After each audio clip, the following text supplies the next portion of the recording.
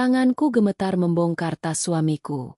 Di malam takbiran ini, aku menemukan kunci apartemen, sepasang sepatu bayi, dan hasil USG atas nama wanita lain. Jantungku seakan berhenti saat membaca pesan di baliknya. Ternyata sebelum ceritanya dimulai, silakan tulis di kolom komentar dari daerah mana saja teman-teman yang menonton cerita ini. Jangan lupa like dan subscribe agar channel ini bisa semakin berkembang dan bisa mempersembahkan cerita yang lebih menarik lagi. Perjalanan darat selama 14 jam dari Jakarta akhirnya usai. Mobil SUV hitam yang dikemudikan suamiku. Reza perlahan memasuki pekarangan rumah bercat hijau pupus milik mertuaku. Suara mesin dimatikan, digantikan oleh keriuhan suara ayam dan sapaan tetangga. Tubuhku rasanya remuk. Pinggangku kaku karena terlalu lama duduk. Tapi aku memaksakan seulah senyum terbaikku. Alhamdulillah. Sampai juga. Gumamku sambil meregangkan otot. Reza hanya mendehem pelan. Dia sudah sibuk dengan ponselnya sejak mobil memasuki gapura desa. Wajahnya terlihat kusut. Entah karena lelah menyetir atau karena hal lain. Mas, bantuin turunin barang-barangnya. Aku mau langsung salim sama ibu di dalam. Kataku sambil merapikan jilbabku di kaca spion. Iya, kamu duluan aja. Aku mau balas email klien bentar. Penting. Jawabnya tanpa menoleh sedikit pun dari layar ponselnya. Aku menghela napas panjang. Selalu begitu. Klien, kantor, proyek. Alasan yang sama setiap kali dia terlihat menjauh. Aku membuka pintu mobil dan melangkah masuk ke dalam rumah. Aroma opor ayam dan ketupat langsung menyambut indera penciumanku. Di ruang tengah, Ibu Halimah, mertuaku sedang sibuk menata toples-toples kue nastar. Assalamualaikum, Bu. Sapaku sambil mendekat, meraih tangan kanannya dan menciumnya takzim. Ibu Halimah menoleh. Bukannya senyum hangat yang kuterima, melainkan tatapan menilai dari ujung rambut sampai ujung kaki. Waalaikumsalam. Ya ampun. Alina, kamu ini mudik dari Jakarta atau habis dari sawah? Kok bajunya kucel banget? Wajahmu juga kusam begitu. Kamu gak pernah perawatan, ya? Kasihan lo si Reza. Dia kan sekarang jabatannya udah lumayan. Masa istrinya penampilannya kayak orang susah? Jeb, baru 5 menit aku menginjakkan kaki di rumah ini. Kalimat tajam itu langsung meluncur mulus. Aku menelan ludah. Berusaha menahan rasa panas di dada.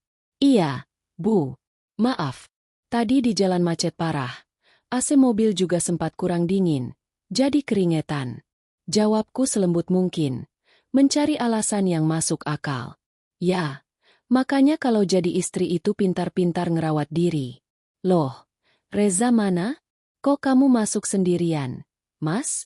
Reza masih di mobil, Bu. Katanya ada urusan kerjaan sebentar di HP. Tuh, kan. Suamimu itu kerja keras banting tulang buat keluarga.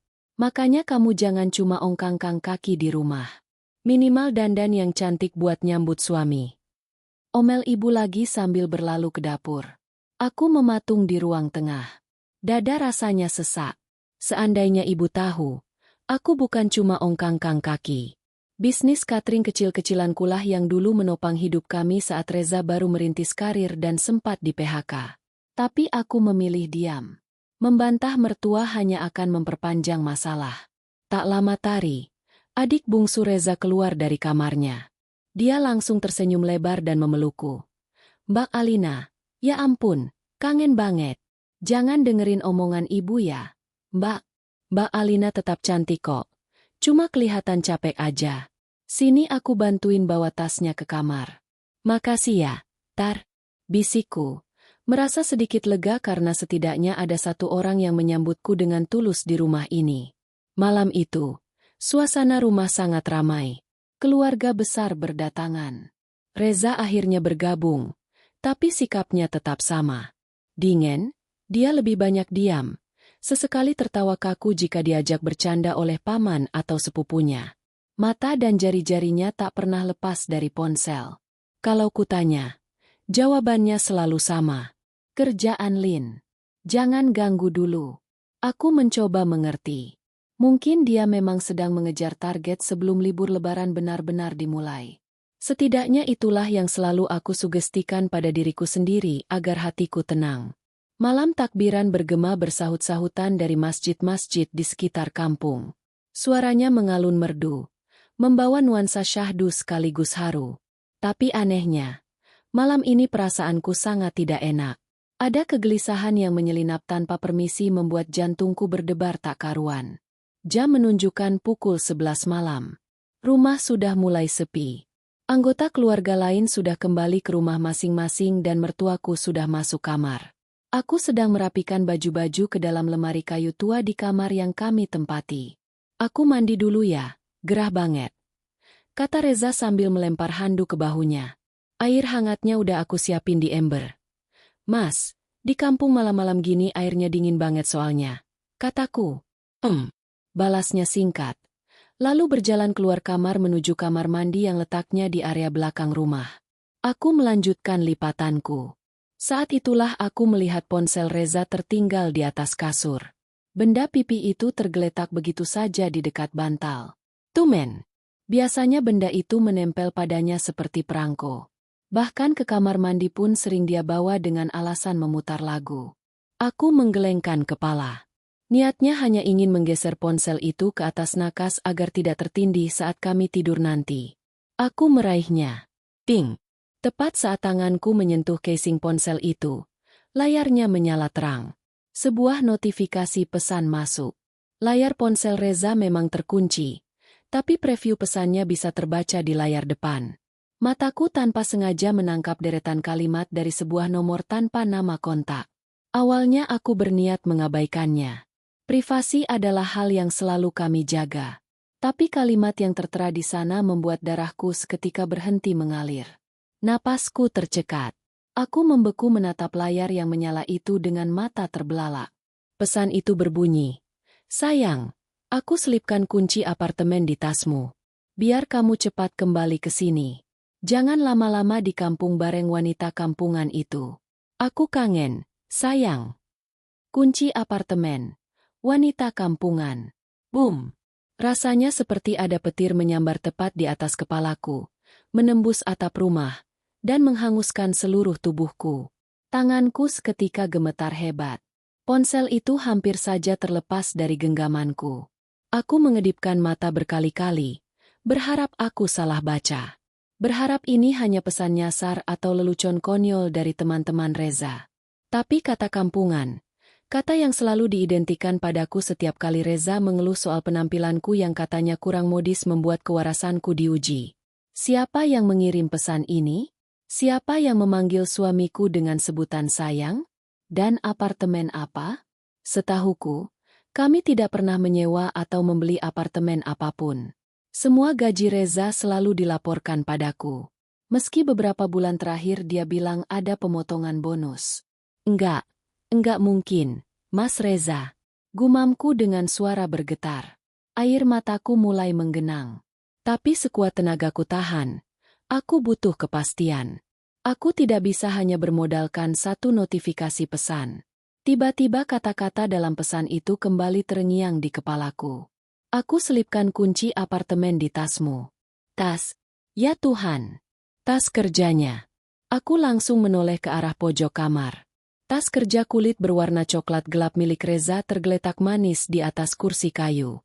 Tas yang kemarin dia bawa dan mati-matian dia jaga selama di mobil. Bahkan tidak membiarkanku memindahkannya dengan alasan takut dokumennya lecek. Suara gemericik air dari kamar mandi masih terdengar. Reza masih mandi. Waktuku tidak banyak. Jantungku berdebar gila-gilaan. Memompa adrenalin yang membuatku nekat. Aku harus melihat isi tas itu sekarang juga. Dengan langkah setengah berjinjit dan napas memburu, aku menghampiri tas coklat itu. Tanganku luar biasa dingin dan gemetar saat menarik resleting utamanya. Kepalaku terus menoleh ke arah pintu kamar. Waspada kalau Reza tiba-tiba kembali. Sret resleting terbuka. Bagian dalam tas itu terlihat biasa saja. Ada laptop, charger, dan map berisi beberapa dokumen cetak. Aku merogoh lebih dalam, menyingkap sekat-sekat kecil di bagian depannya. Kosong. Hanya ada beberapa pulpen dan kartu nama. Ayo, di mana? Di mana? Gumamku panik. Keringat dingin mulai membasahi pelipisku. Lalu mataku tertuju pada sebuah kantong kecil berseleting di bagian paling belakang tas. Kantong yang biasanya dipakai untuk menyimpan kunci atau recehan. Aku membuka resletingnya perlahan. Tanganku merogoh masuk dan jari-jariku menyentuh sebuah benda pada berbahan plastik tebal. Aku menariknya keluar.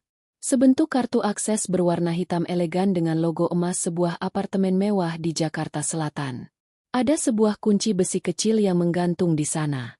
Kakiku lemas.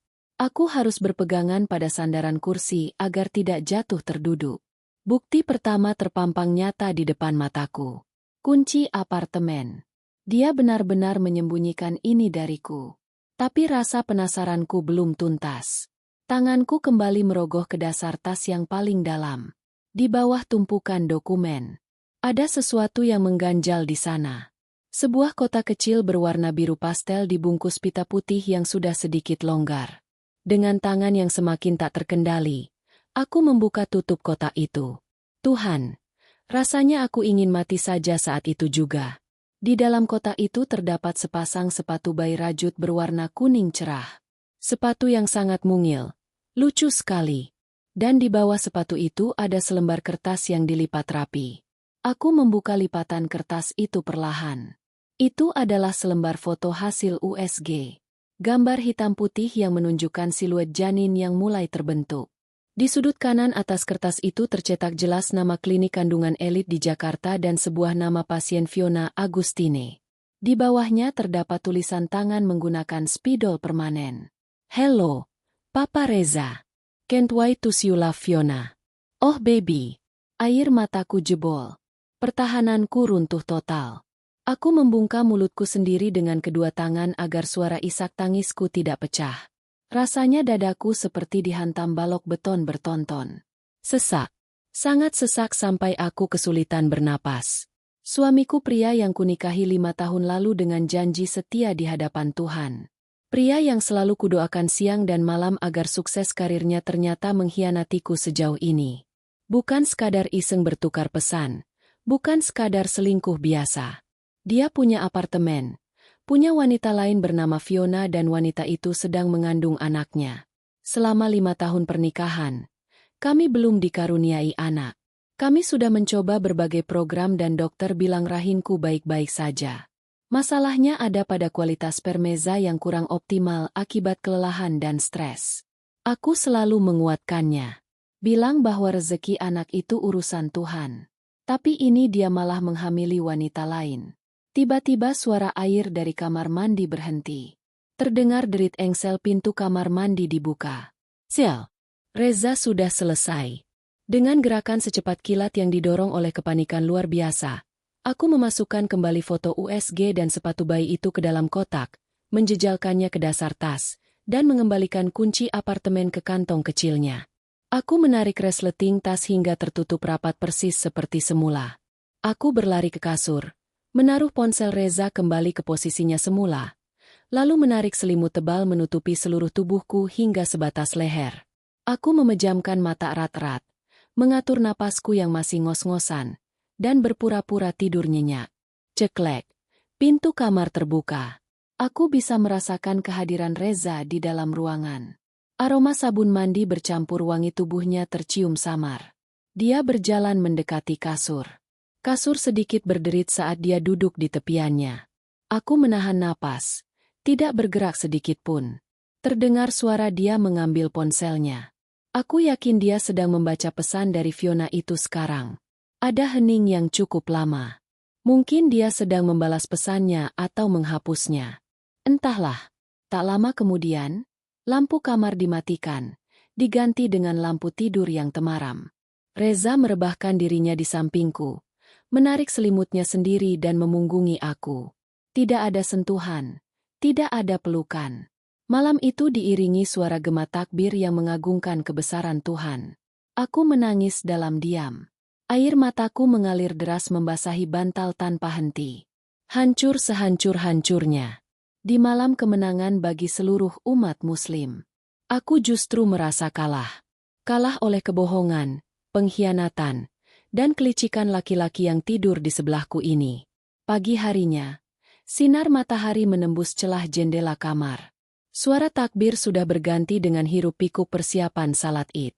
Aku terbangun dengan mata bengkak dan kepala yang pusing bukan main. Semalaman aku nyaris tidak tidur. Kepalaku dipenuhi ribuan skenario. Membayangkan Reza tertawa bersama wanita bernama Fiona itu. Membayangkan Reza mengelus perut wanita itu. Membayangkan kehidupan ganda yang dia jalani di belakangku. Udah subuh bangun. Nanti telat salat Idnya. Suara Reza memecah lamunanku. Aku menoleh. Dia sudah rapi mengenakan baju koko berwarna sage green. Baju seragam keluarga yang sengaja kupesan jauh-jauh hari agar kami terlihat kompak. Melihat wajahnya yang tenang tanpa dosa, rasanya aku ingin berteriak tepat di depan wajahnya. Aku ingin melempar tasalan itu ke kepalanya dan memaki-makinya sampai suaraku habis. Tapi logikaku menahan. Melabraknya sekarang di kampung halamannya, di tengah keluarganya, di hari Lebaran, sama saja dengan bunuh diri. Ibu Halimah pasti akan membelanya mati-matian dan malah menuduhku yang tidak-tidak. Aku tidak punya kekuatan di sini. Aku sendirian. Iya, Mas. Jawabku dengan suara serak. Matamu kenapa bengkak gitu? Kurang tidur? Tanyanya datar. Iya. Semalam susah tidur. Hawanya beda. Alasanku menghindari kontak mata. Aku beranjak dari kasur, mengambil air wudhu, dan mandi. Di bawah guyuran air, aku berjanji pada diriku sendiri. Menangisnya cukup semalam saja. Lin, hari ini kamu harus jadi aktris terbaik. Jangan biarkan dia tahu kalau kamu sudah memegang rahasianya. Selesai salat Id di lapangan desa. Acara dilanjutkan dengan sungkeman keluarga di ruang tamu rumah Ibu Halimah. Karpet permata digelar. Aroma dupa dan opor ayam bercampur menjadi satu. Tibalah giliranku untuk sungkem pada Reza. Aku beringsut maju dengan lututku, menunduk dan meraih tangan kanan suamiku. Tangan yang selama ini kupercaya akan melindungiku. Mas, maafin Alina ya, kalau selama ini Alina banyak salah, kurang sabar jadi istri. Kurang bisa ngerawat diri kaya yang sering diomongin orang. Minal aidin wal faizin. Mas, ucapku pelan. Kata-kataku tulus. Tapi hatiku menyuarakan hal yang berbeda. Maafkan aku, Mas. Karena sebentar lagi aku akan menghancurkan hidupmu persis seperti kamu menghancurkan hidupku. Reza meletakkan tangannya di puncak kepalaku. Iya, Lin. Sama-sama. Mas juga minta maaf kalau banyak salah. Sibuk kerja terus. Enggak ada waktu buat kamu. Semua kan demi keluarga kita. Keluarga kita atau keluarga barumu? Rutuku dalam hati. Mendengar suaranya yang begitu lembut dan penuh kepalsuan membuat perutku mual. Selesai sungkeman, sesi foto keluarga dimulai. Ayo senyum semuanya. Tedusa. Seru fotografer sewaan desa. Aku menarik ujung bibirku. Menciptakan senyuman paling manis yang bisa kuat. Aku merangkul dengan Reza, menyandarkan kepalaku di bahunya. Layaknya istri yang paling bahagia di dunia. Namun di balik senyum itu ada luka yang menganga lebar. Sandiwara ini benar-benar melelahkan. Di tengah keramaian tamu yang datang, silih berganti. Tari menarik tanganku ke arah dapur yang sedikit lebih sepi. Mbak Lin, Mbak pucat banget beneran gak apa-apa. Mbak lagi ada masalah ya sama Mas Reza? Tanya Tari dengan raut wajah khawatir. Aku terkesiap. Apakah aktingku kurang bagus? Enggak kok, Tar. Mbak cuma kecapean aja. Dari kemarin kan di jalan terus. Lagian di sini banyak tamu.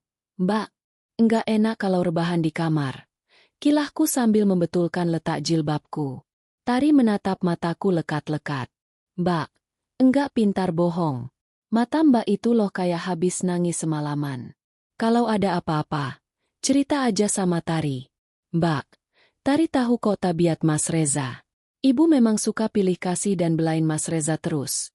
Tapi Tari objektif. Tari anggap Mbak Lin kayak kakak kandung Tari sendiri. Mendengar ketulusan Tari, pertahananku hampir goyah. Air mataku meronta ingin keluar. Tapi aku menahannya sekuat tenaga. Belum saatnya aku tidak bisa melibatkan Tari sekarang. Apalagi tanpa bukti yang kuat. Kalau Tari bercerita pada Ibu Halimah, keadaannya akan jadi bumerang buatku. Beneran, Tar? Mbak, enggak apa-apa. Nanti malam juga kalau udah tidur enak lagi badannya. Ucapku sambil menepuk pelan punggung tangannya. Tari menghela napas. Tampaknya tidak sepenuhnya percaya. Tapi dia memilih untuk tidak mendesak. Ya udah, Mbak makan dulu sana. Dari pagi aku perhatiin Mbak cuma minum teh aja. Nanti maknya kumat. Aku mengangguk lalu bergegas kembali ke ruang depan sebelum ada yang menyadari ketidakhadiranku. Hari beranjak sore. Keramaian mulai mereda. Saudara-saudara yang jauh sudah pulang. Ibu Halimah sedang mengobrol dengan tetangga di teras depan.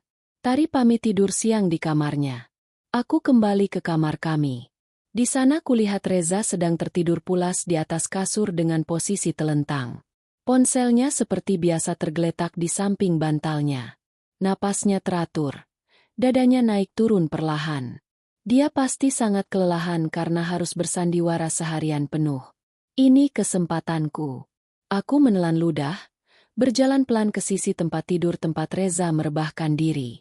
Targetku yang pertama adalah ponselnya. Aku butuh nomor Fiona. Aku butuh bukti nyata sebelum konfrontasi ini dimulai. Dengan sangat hati-hati, aku mengambil ponselnya. Layarnya terkunci. Aku tahu passwordnya dulu. Tapi dia sudah menggantinya 2 bulan lalu dengan alasan keamanan data kantor. Tapi aku tahu dia pakai fitur fingerprint. Aku menarik napas panjang. Tanganku gemetar saat meraih tangan kanannya yang tergeletak di atas kasur. Ibu jarinya perlahan. Sangat perlahan agar dia tidak terbangun. Aku menempelkan ibu jari Reza ke sensor sidik jari di layar ponselnya. Tuh, layar terbuka. Jantungku berdegup kencang. Takut dia terbangun. Namun, Reza hanya menggeliat kecil, lalu kembali mendengkur halus. Aku segera menjauh dari kasur, berjalan ke sudut kamar di dekat jendela agar cahayanya lebih terang. Aku membuka aplikasi WhatsApp-nya. Di barisan paling atas ada satu kontak yang tidak diberi nama, hanya emotiun hati putih. Kontak yang sama yang mengirim pesan semalam. Tanganku dengan cepat memencet kontak tersebut. Ruang obrolannya panjang, sangat panjang. Aku tidak punya waktu untuk membaca semuanya. Lagi pula membaca rentetan panggilan sayang mereka hanya akan merusak mentalku sekarang.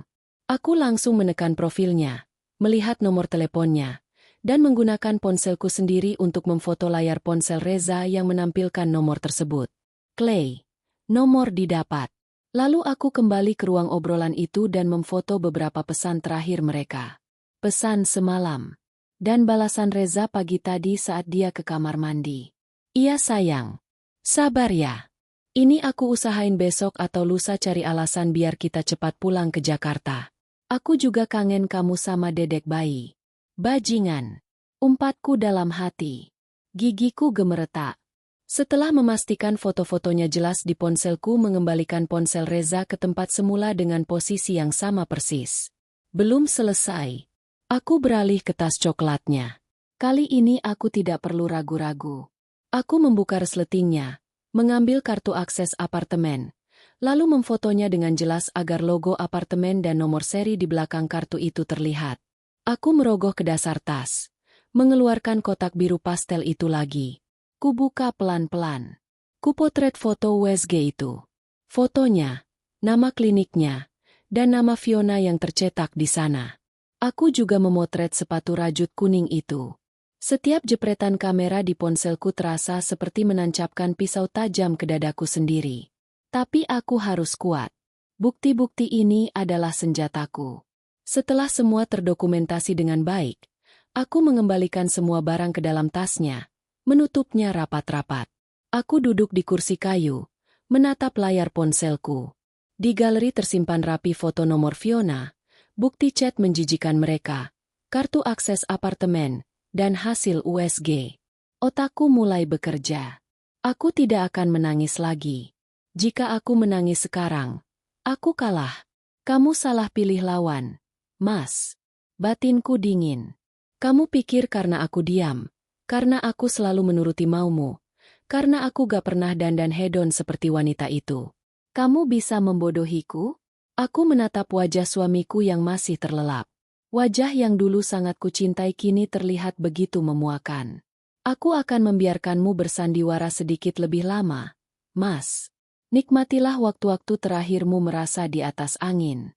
Karena begitu kita sampai di Jakarta, aku pastikan kamu akan hancur dan bertekuk lutut memohon ampun padaku. Aku bangkit berjalan ke cermin lemari pakaian. Kutatap pantulan diriku. Mata yang sembab itu kini menyorotkan sesuatu yang baru. Bukan lagi tatapan istri yang penurut, melainkan tatapan seorang wanita yang siap membumi hanguskan pengkhianat. Permainan baru saja dimulai. Pagi di hari kedua Lebaran biasanya diisi dengan sisa-sisa euforia.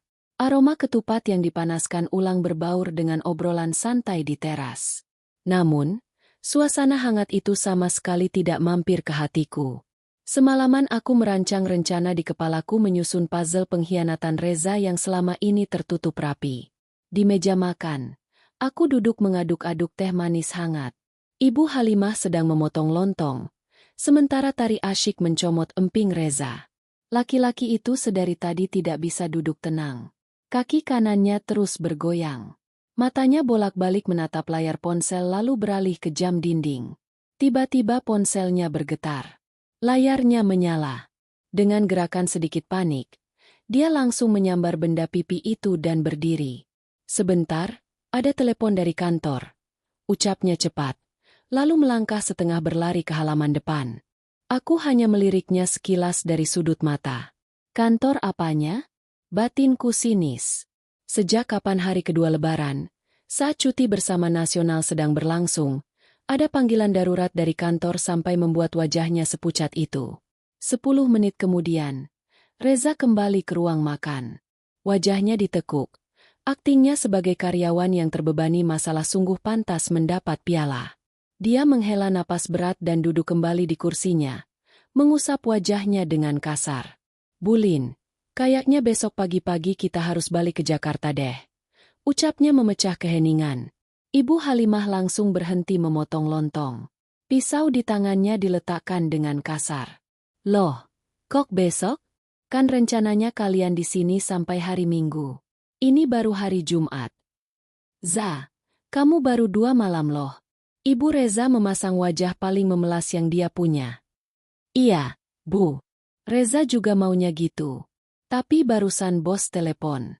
Ada krisis di kantor. Server klien utama kita down parah dan cuma tim Reza yang pegang akses utamanya. Kalau nggak segera ditangani, kantor bisa kena denda miliaran."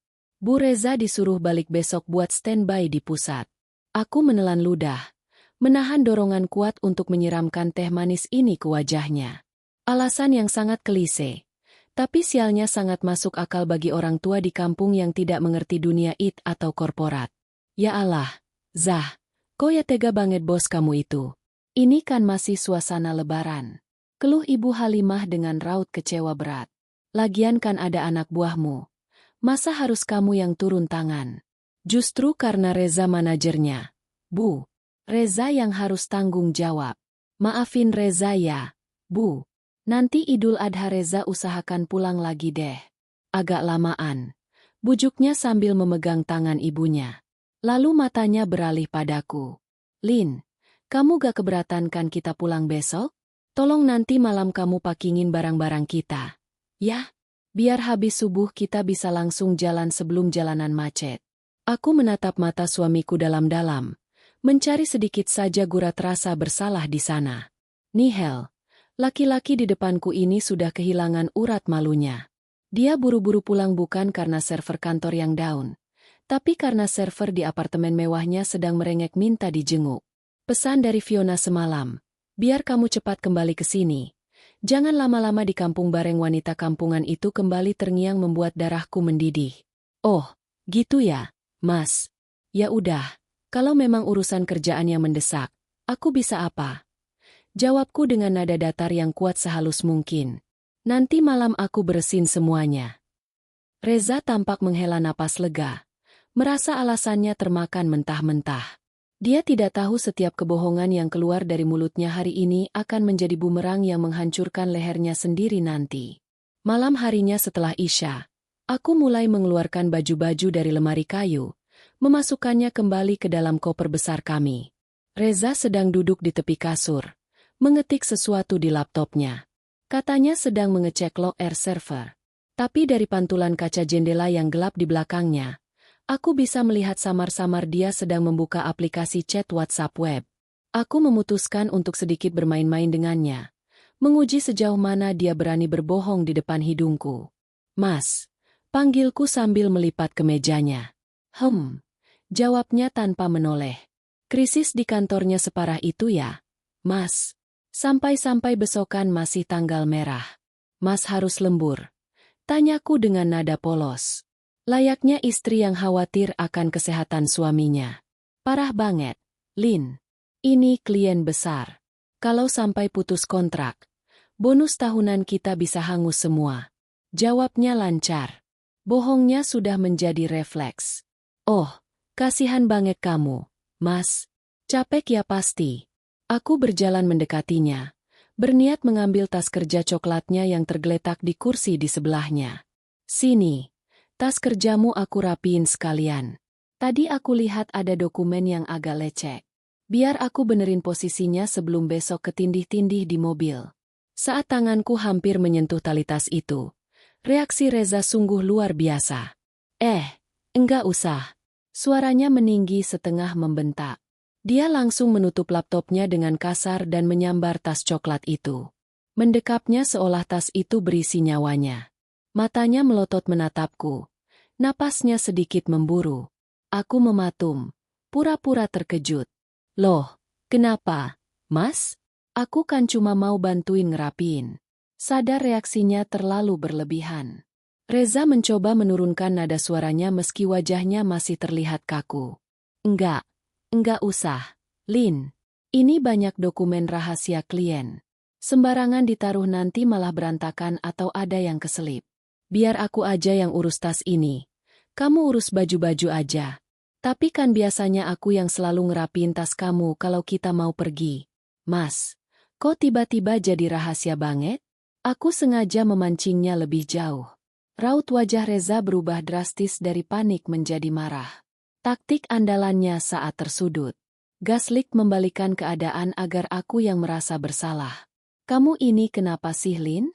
Dibilangin gak usah ya gak usah. Kamu tuh gak ngerti urusan kerjaan aku. Tekananku lagi tinggi ini. Jangan ditambah-tambahin dengan sikap kamu yang serba curiga begini dong. Omelnya dengan dahi berkerut tajam. Aku kan gak curiga, Mas. Aku cuma mau bantu. Berlaku dengan suara pelan. Pura-pura menunduk sedih. Membantu itu kalau diminta. Kalau enggak diminta namanya nyari-nyari masalah. Kamu tuh kebiasaan. Bisanya cuma nuntut dan pengen tahu urusan kerjaanku. Harusnya kamu bersyukur suamimu kerja keras buat ngasih kamu makan. Buat menuhin kebutuhan kamu. Tolong ngertiin dikit kenapa sih jadi istri. Kata-katanya meluncur tajam. Menusuk ulu hati. Ngasih aku makan. Menuhin kebutuhanku. Hebat sekali laki-laki ini memutarbalikkan fakta. Dia lupa kalau uang mukanya membeli mobil SUV yang kami pakai mudik ini separuhnya dari tabungan bisnis cateringku.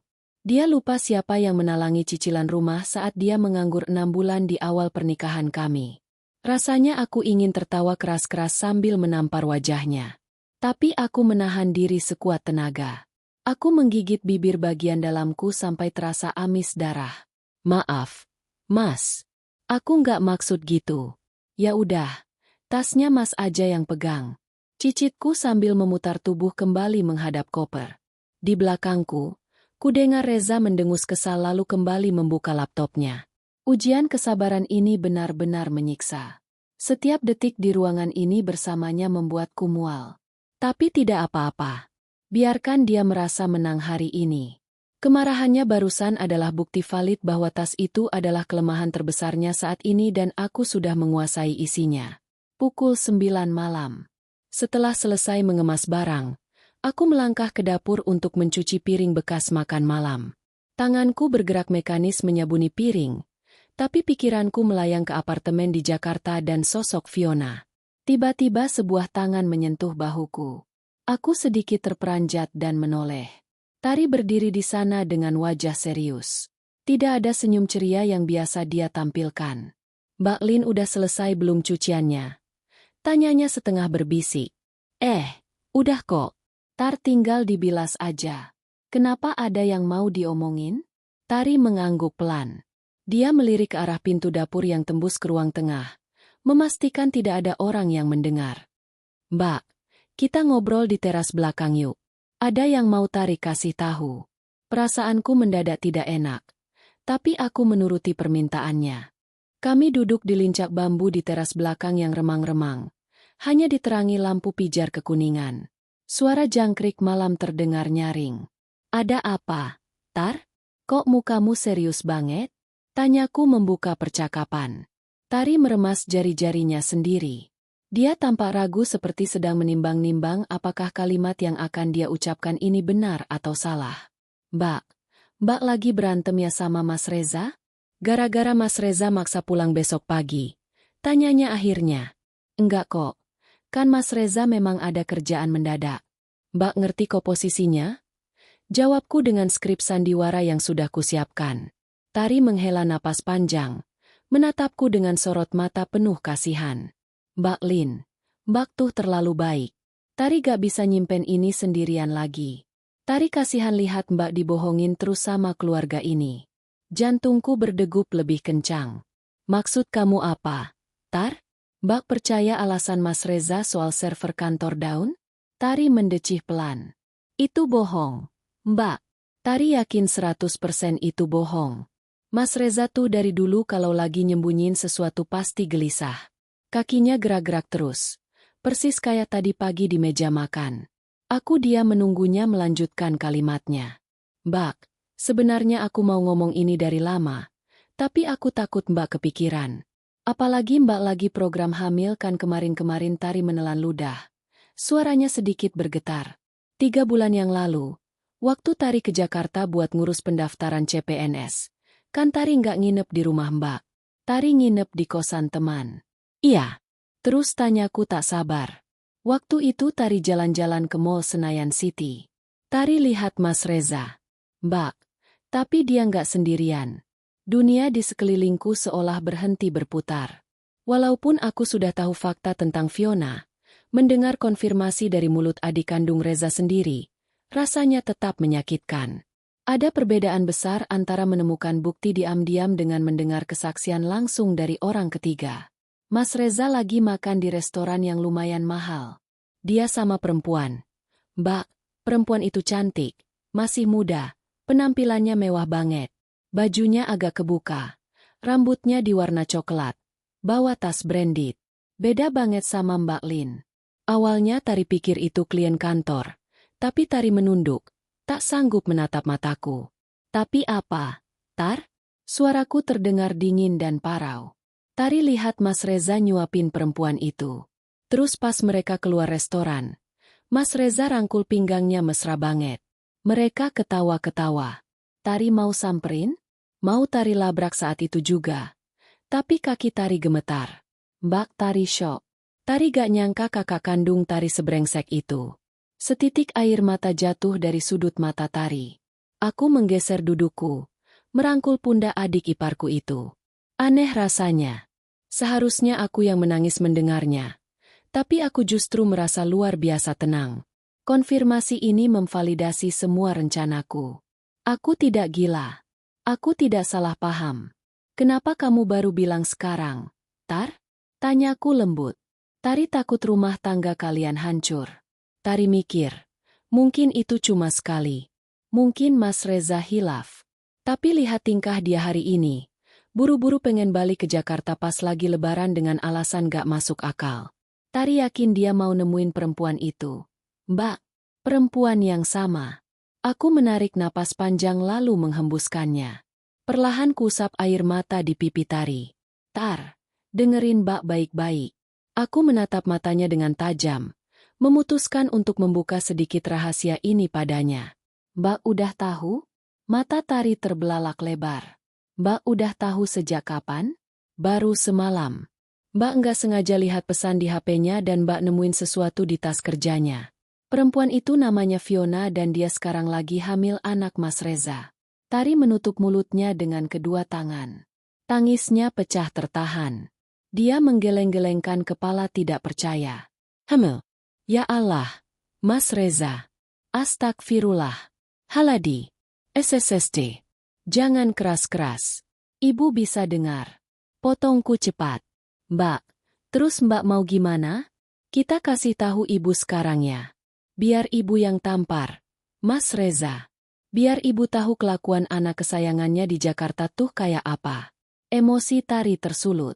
Dia bersiap berdiri. Tapi aku menarik lengannya dengan kuat. Jen, jangan kasih tahu ibu sekarang. Desisku tegas. Kenapa? Mbak? Dia udah berbuat zina. Dia ngancurin hidup Mbak. Kalau kamu ngomong ke ibu sekarang ibu pasti akan nyari alasan buat ngebelah Reza. Ibu pasti nyalahin. Mbak, bilang Mbak nggak becus ngurus suami sampai suami cari pelampiasan.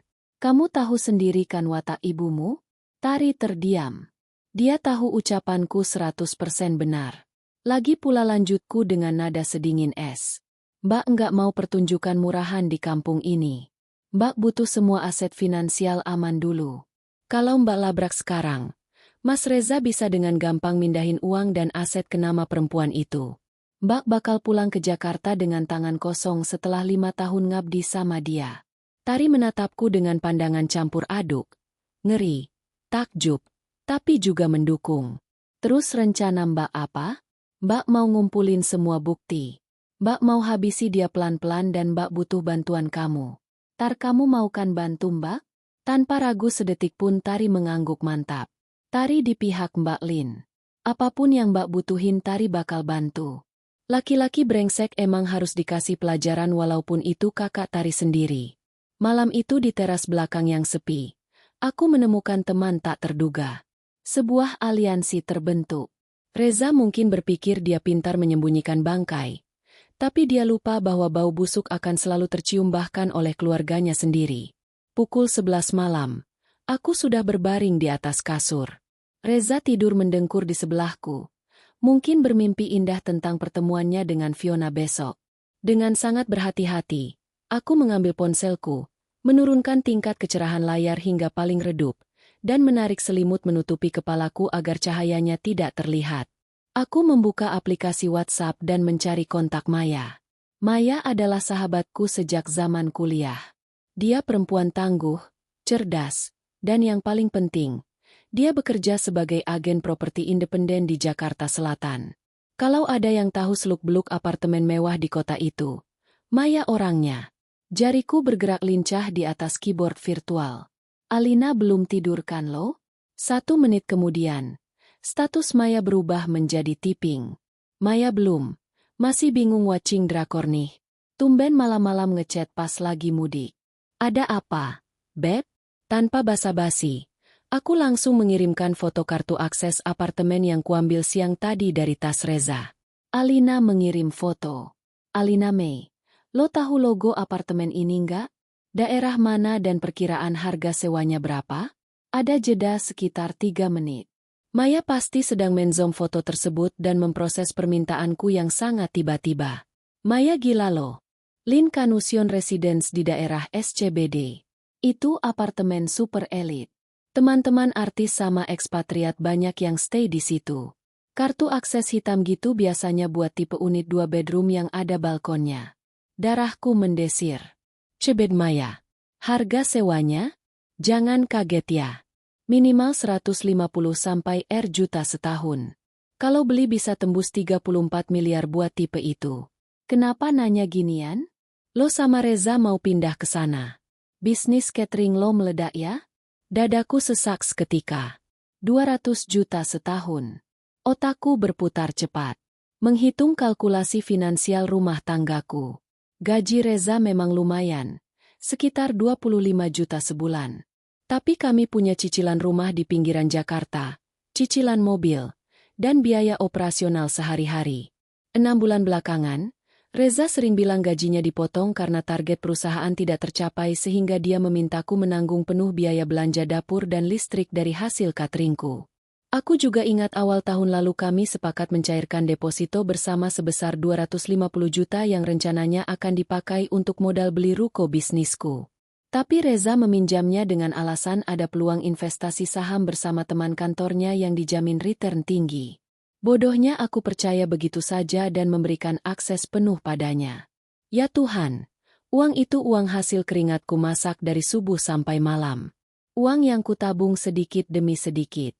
Ternyata dipakai untuk menyewa sarang maksiat buat perempuan itu. Tanganku gemetar menahan amarah yang meledak-ledak di dalam dada. Mataku panas, tapi tak ada air mata yang keluar. Rasanya kering kerontang, digantikan oleh bara dendam yang menyala terang. Alina May, gue butuh bantuan lo. Besok gue balik ke Jakarta. Gue mau lo cari tahu atas nama siapa unit apartemen yang disewa pakai kartu akses ini.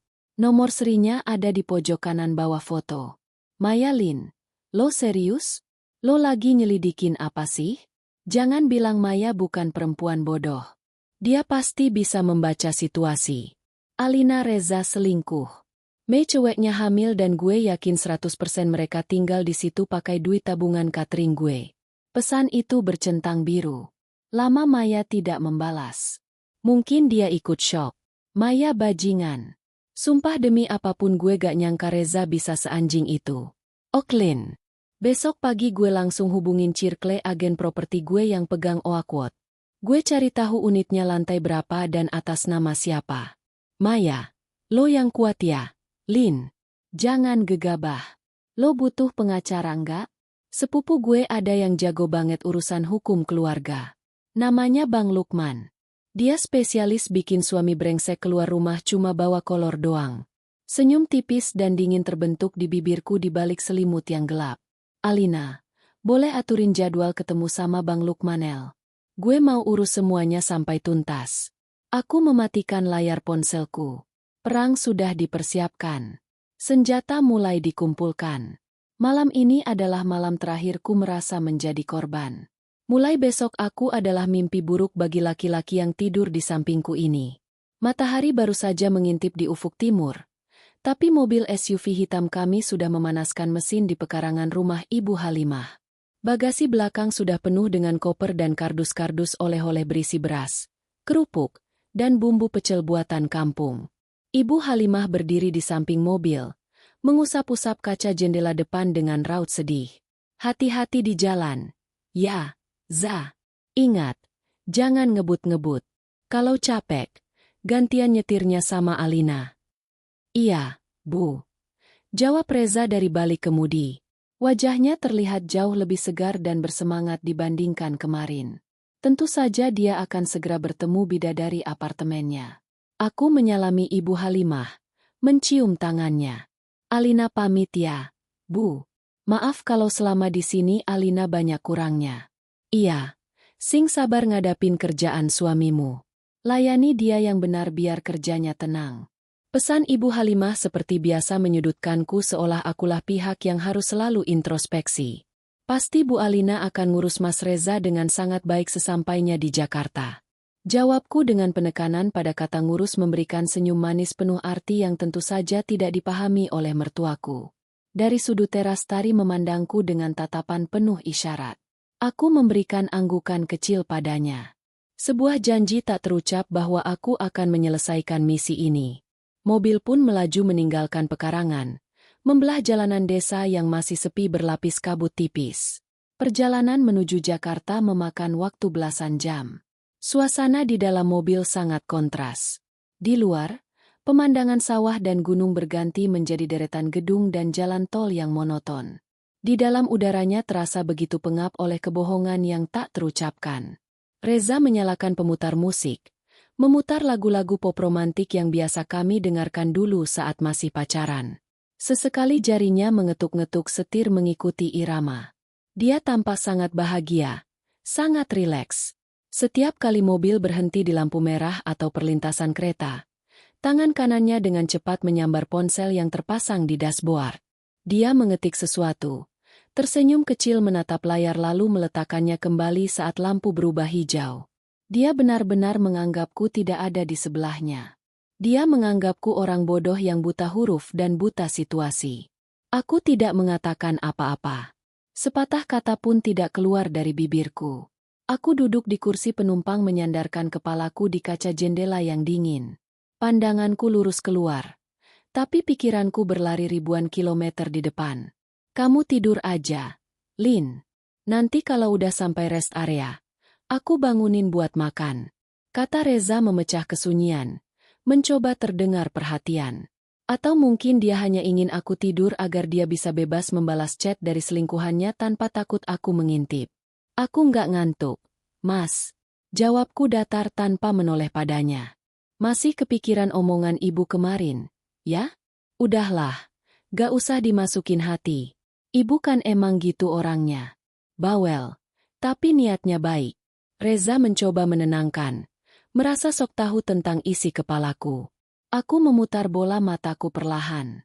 Kalau kamu tahu apa yang lagi aku pikirkan sekarang, Mas, kamu pasti bakal putar balik mobil ini dan milih tinggal di hutan seumur hidup. Enggak kok, aku cuma lagi mikirin catering aja. Banyak pesanan yang harus aku handle pas sampai Jakarta nanti. Dustaku lancar. Bagus deh. Fokus aja ke situ biar kamu gak overthinking macam-macam. Sahutnya sambil tersenyum puas. Aku memejamkan mata. Ya, aku akan fokus. Sangat fokus. Mobil melaju membelah jalan tol Cipali yang lurus dan panjang. Di kursi kemudi, suamiku sedang menuju kehancurannya sendiri dengan senyum lebar di wajahnya. Sementara di sebelahnya, aku sedang merajut jaring-jaring perangkap yang akan mematikan setiap langkahnya. Perjalanan pulang ini bisu, tapi di dalam kepalaku, genderang perang sudah ditabuh dengan sangat keras. Jakarta, tunggu aku.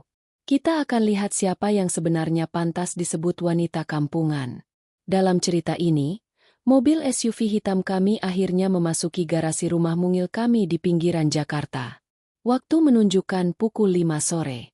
Udara Jakarta menyambut dengan hawa panas dan polusi yang khas. Sangat kontras dengan sejuknya udara desa pagi tadi.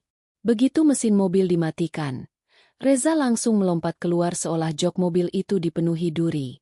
Dia tidak repot-repot membantuku menurunkan barang bawaan dari bagasi. Koper-koper besar, kardus oleh-oleh dari Ibu Halimah semuanya dia tinggalkan begitu saja di teras depan. Lin, aku gak bisa bantu bersihin barang, ya? Ini anak-anak di kantor udah pada panik nyariin aku. Servernya makin parah daunnya. Ucapnya dengan nada buru-buru bahkan tanpa menatap mataku. Aku yang sedang mengangkat kardus berisi beras hanya mengangguk pelan, memerankan karakter istri penurut dengan sangat sempurna. Iya, Mas. Enggak apa-apa. Biar aku aja yang pelan-pelan masukin ke dalam. Mas, mau langsung berangkat sekarang? Enggak capek habis nyetir belasan jam. Enggak ada waktu buat capek. Lin, ini urusan nyawa perusahaan. Jawabnya dramatis. Dia melangkah lebar masuk ke dalam rumah. Langsung menuju kamar utama. Aku mengikutinya dari belakang dengan langkah tenang. Begitu masuk kamar, kulihat Reza sedang membongkar lemari pakaian dengan tergesa-gesa. Dia mengambil handuk lalu berlari ke kamar mandi. Terdengar suara air saer menyala dengan deras. Aku berdiri di ambang pintu kamar mandi, menyandarkan bahuku ke kusen pintu. Senyum sinis perlahan terukir di bibirku. Nyawa perusahaan apa nyawa selingkuhanmu, Mas?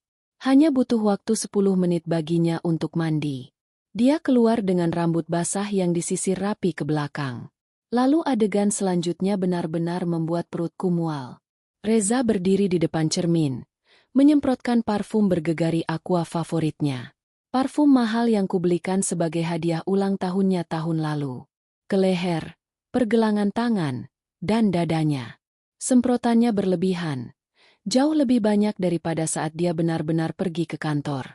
Dia memakai kemeja navy lengan panjang yang lengannya digulung hingga siku, dipadukan dengan celana chino berwarna kaki. Sangat rapi, sangat tampan. Penampilannya persis seperti pria lajang yang bersiap untuk kencan makan malam romantis. Bukan manajer IT yang mau lembur memperbaiki kabel server di ruang mesin yang dingin.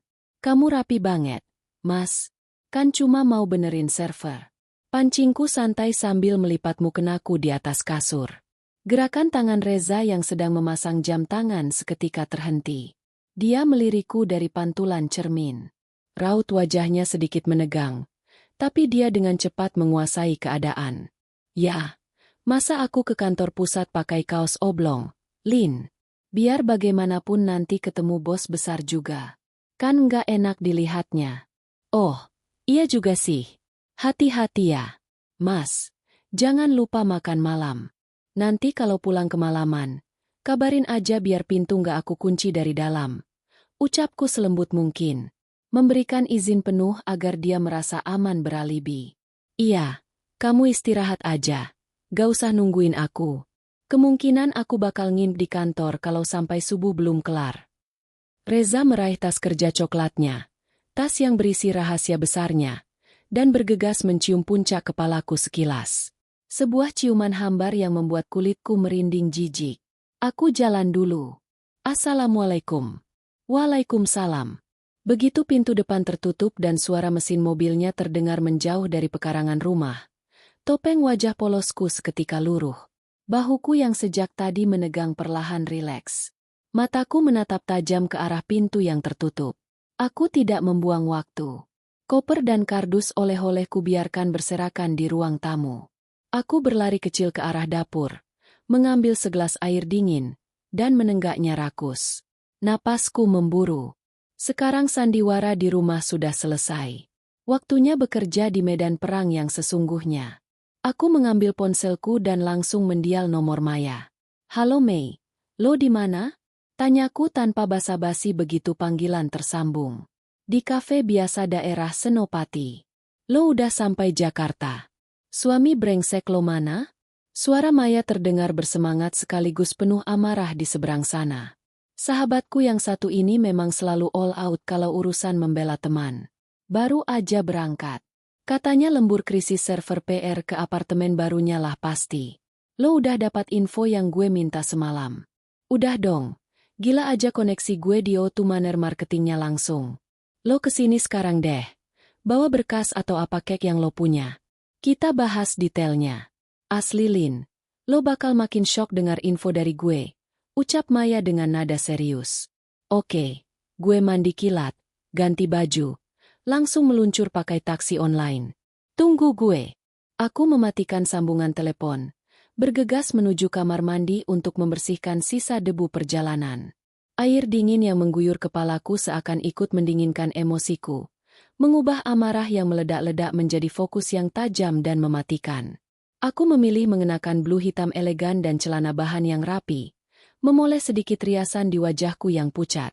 Reza selalu bilang penampilanku kampungan. Hari ini aku akan membuktikan bahwa wanita kampungan ini memiliki otak yang jauh lebih tajam daripada wanita murahan simpanannya. Kafe di kawasan Senopati itu tidak terlalu ramai. Alunan musik jazz mengalun pelan berpadu dengan aroma biji kopi yang baru dipanggang. Aku menemukan Maya duduk di sudut ruangan, menghadap jendela kaca besar dengan sebuah map bening di atas mejanya. Dia melambaikan tangan saat melihatku masuk. Begitu aku duduk, Maya langsung menyodorkan secangkir chamomile tea hangat ke hadapanku. Minum dulu. Lin, lo kelihatan tegang banget. Aku meminumnya sedikit lalu menatap Maya tajam. Jangan buang waktu. Mei, apa yang lo dapat? Maya menghela napas panjang, mencondongkan tubuhnya ke depan, dan menurunkan volume suaranya. Dia membuka map bening itu dan mengeluarkan selembar kertas yang merupakan salinan kontrak sewa apartemen sesuai foto kartu akses yang lo kirim semalam. Itu unit di lantai 15 nomor 1508. Tipe 2 bedroom signature. Fasilitas super lengkap. View-nya langsung menghadap gemerlap kota Jakarta dan tembak disewa atas nama siapa? Maya menatapku lekat-lekat. Atas nama Reza. Tebakku. Maya menggeleng lambat atas nama Fiona Agustine. Tapi yang tanda tangan sebagai penjamin sekaligus pihak yang membayar lunas sewa tahunan itu adalah suami lo. Reza Pradipta. Nih, lihat salinan KTP-nya sekalian dilampirin di sini. Aku menarik kertas itu. Benar saja, tanda tangan suamiku terpampang nyata di atas materai. Namanya, nick-nya, semuanya asli. Mataku beralih ke kolom nominal pembayaran. Angka yang tertera di sana membuat jantungku seolah berhenti berdetak selama beberapa detik. 240 juta rupiah. 240 juta rupiah. Tahun dibayar lunas. Tanganku yang memegang kertas itu bergetar hebat. Uang R50 juta yang ditarik dari deposito awal tahun lalu. Uang hasil keringatku yang katanya dipakai untuk investasi saham menguap begitu saja untuk menyewakan tempat tidur empuk bagi wanita jalang itu. Bajingan. Ini uang cutting gue, Mei. Ini uang tabungan gue buat beli ruko. Bisikku dengan suara para air mata kemarahan akhirnya menetes. Tapi dengan cepat ku usap kasar. Dia merampok gue secara halus buat memelihara perempuan itu. Maya mengusap punggung tanganku dengan lembut. Gue tahu. Lin. Brengsek banget emang. Fakta yang lebih gilanya lagi. Teman gue bilang Fiona itu sering banget turun ke lobi atau kafe apartemen pakai barang-barang branded. Tas Dior. Sepatu Chanel. Kalau dilihat dari gaya hidupnya, dia bukan perempuan sembarangan yang mau diajak susah. Dia lintah darat yang lagi nyedot darah suami lo.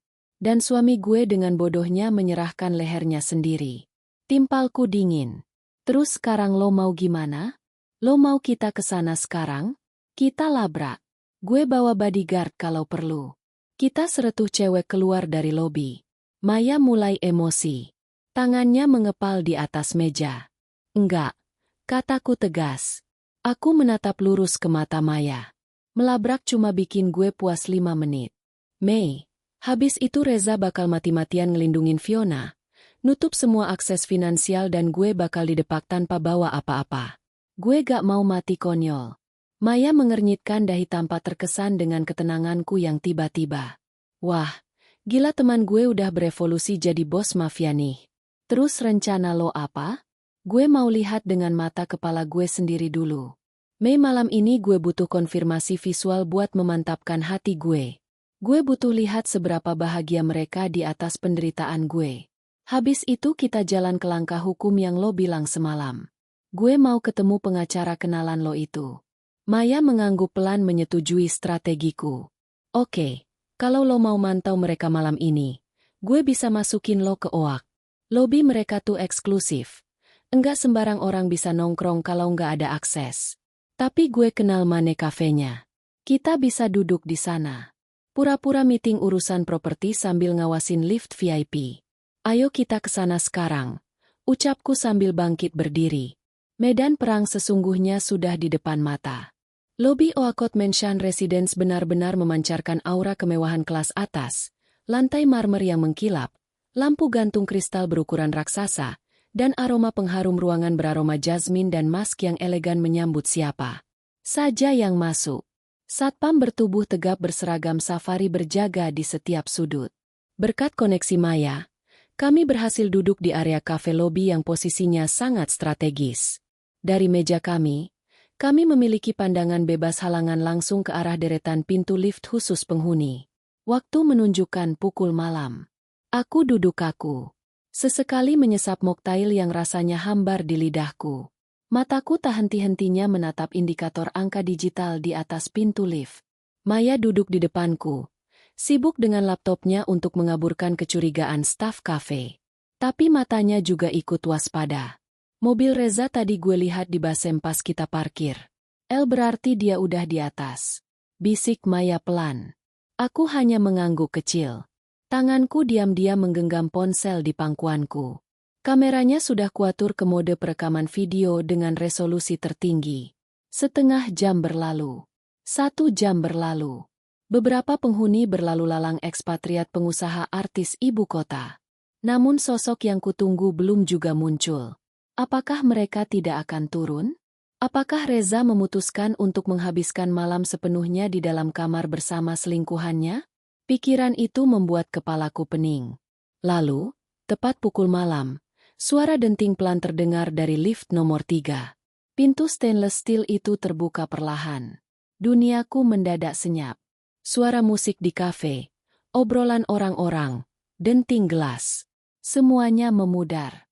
Mataku terkunci pada 2 sosok yang baru saja melangkah keluar dari dalam lift. Itu dia suamiku Reza Pradipta. Dia terlihat begitu santai. Sudah berganti pakaian menggunakan kaos polo branded lengan pendek berwarna putih dan celana pendek selutut. Wajahnya berseri-seri senyum lebar menghiasi bibirnya. Sangat berbeda dengan pria berwajah kusut dan mudah marah yang bersamaku di mobil beberapa jam yang lalu. Dan di sampingnya, tanganku refleks meremas tepian meja dengan sangat kuat hingga buku-buku jariku memutih.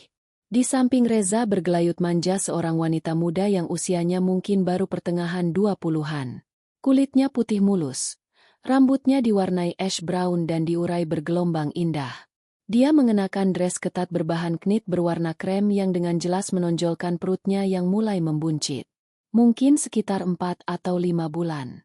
Di lengannya tersampir sebuah tas Hermes Birkin yang entah asli atau palsu. Tapi melihat gaya Reza memanjakannya, aku bertaruh itu asli. Fiona wanita itu benar-benar nyata berdiri kurang dari 20 m dari posisiku. Aku mengangkat ponselku perlahan, menekan tombol rekam, dan menyembunyikannya sebagian di balik vas bunga kecil di atas meja. Kameraku merekam setiap adegan menyakitkan itu dengan jelas. Fiona tampak mengatakan sesuatu sambil cemberut manja. Reza tertawa pelan. Lalu pemandangan yang membuat hatiku hancur berkeping-keping. Reza menunduk mengecup puncak kepala Fiona. Lalu tangannya turun mengelus lembut perut buncit wanita itu. Sebuah gestur penuh kasih sayang dari seorang calon ayah. Gestur yang selama 5 tahun ini selalu kuimpikan akan dia lakukan pada perutku. Air mata yang sejak tadihan akhirnya lolos membasahi pipiku. Namun aku tidak bersuara. Gigiku terkatup rapat. Lin Maya berbisik lirih. Tangannya terulur menggenggam tanganku yang dingin seperti es. Dia bisa melihat kehancuranku. Aku terus merekam. Kurekam saat mereka berdua berjalan bersisian keluar dari lobi menuju area restoran luar ruang. Kurekam saat Reza membukakan pintu untuk Fiona memperlakukannya seperti ratu. Kurekam pengkhianatan itu sampai mereka benar-benar hilang dari pandangan. Setelah durasi rekaman mencapai 3 menit dan target menghilang, aku menekan tombol stop, menarik napas dalam-dalam, mengisi paru-paruku dengan udara dingin lobi apartemen, dan menatap Maya dengan mata yang masih basah, namun memancarkan kilat yang berbeda. Bukan lagi kilat kesedihan, melainkan bara dendam yang membakar habis sisa-sisa cintaku pada pria itu. Udah cukup, Mei. Suaraku terdengar serak, namun sangat mantap. Gue udah dapat apa yang gue butuhin malam ini juga. Hubungin Bang Lukman. Gue mau ketemu dia besok pagi. Enggak ada kata mundur. Maya mengangguk tegas. Kita habisi dia, Lin. Sampai ke akar-akarnya. Keesokan paginya, Jakarta masih dalam suasana libur lebaran yang lengang. Namun di sebuah firma hukum bergengsi di kawasan Sudirman, ketegangan sedang dibangun. Aku duduk di kursi kulit yang nyaman di dalam ruangan kerja Lukman Hakim. SH pria berusia 40-an dengan kacamata bingkai tebal dan raut wajah yang sangat analitis itu sedang menatap layar laptopnya memutar video yang kurekam semalam. Maya duduk di sebelahku mendampingiku sebagai sahabat sekaligus saksi. Lukman menghentikan video itu tepat di adegan Reza, mengelus perut Fiona. Dia memutar kursinya menghadapku, menautkan jari-jarinya di atas meja kayu mahoni yang besar. Bukti yang sangat solid. Ibu Alina buka Lukman dengan suara bariton yang tenang. Video ini ditambah foto hasil USG dan bukti kontrak sewa apartemen yang menggunakan dana bersama sudah lebih dari cukup untuk memenangkan gugatan cerai dengan alasan perzinahan pasal 284 KUHP dan penelantaran kewajiban finansial dalam rumah tangga. Saya nggak cuma mau cerai, Bang, kataku dingin. Saya mau dia menderita. Uang R50 juta itu murni hasil kerja keras saya. Rumah yang sekarang kami tempati meskipun atas nama berdua, cicilan awalnya saya yang bayar. Saya gak rela pacar pun jatuh ke tangan perempuan itu. Lukman tersenyum tipis. Sebuah senyuman profesional yang menunjukkan bahwa dia sangat menyukai klien yang tahu apa yang dimauinya. Bagus. Itu semangat yang saya cari dari klien saya. Kebanyakan perempuan datang ke sini hanya modal nangis dan minta cerai secepatnya. Akhirnya mereka rugi banyak karena harta gono gini dibagi dua dan suami brengseknya malah hidup enak sama selingkuhannya. Jelas Lukman. Dia berdiri, berjalan ke papan tulis putih di dinding ruangannya dan mengambil spidol. Kalau Ibu Alina mau menghancurkan dia secara finansial, kita harus main cantik. Jangan ajukan gugatan cerai sekarang. Jangan labrak dia. Berperilakulah seperti istri yang paling bodoh dan paling penurut di dunia. Lukman menuliskan angka 1 dan kata sandiwara di papan tulis. Maksudnya, Bang? Tanya Maya mewakiliku. Maksudnya amankan semua aset sebelum bomnya diledakkan. Lukman menatapku tajam. Saat ini pikiran suami ibu sedang berkabut. Laki-laki yang sedang dimabuk asmara dengan selingkuhan. Apalagi selingkuhan yang masih muda, cantik, dan hamil biasanya kehilangan logika finansialnya. Dia akan melakukan apa saja agar tidak diganggu oleh istri sahnya. Dia ingin ketenangan di rumah agar dia bisa leluasa di luar. Jadi, apa yang harus saya lakukan? Tanya mulai menangkap arah pembicaraannya. Lukman menuliskan angka 2 dan kata pengalihan aset pertama rekening bersama. Ibu bilang uang catering ibu ada di sana dan sekarang sisa tabungannya masih lumayan. Ibu harus narik semua uang itu dan memindahkannya ke rekening pribadi ibu. Cari alasan yang sangat masuk akal. Bisnis expand.